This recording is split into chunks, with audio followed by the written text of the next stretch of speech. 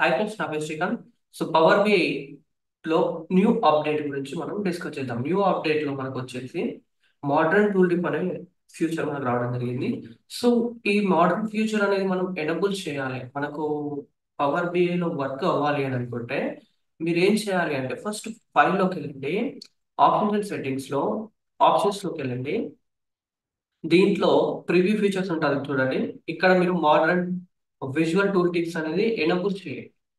Enable చేసిన తర్వాత చూడండి, మీ యొక్క డేటాలో ఖచ్చితంగా ఒకటి హైరార్కిల్ కాలం ఉండేటట్టుగా చూసుకోండి. ఎందుకంటే ఈ మోడర్న్ టూల్ టిప్ లో డ్రిల్ డౌన్స్ అనేది వర్క్ అవ్వడం జరుగుతూ ఉంటుంది. సో నేను మీకు ఆల్రెడీ కూడా మన సెషన్స్ లో డ్రిల్ డౌన్స్ గురించి కూడా చెప్పడం జరిగింది. చూడండి, నేను స్టాక్డ్ కాలం చార్ట్ తీసుకుంటున్నాను.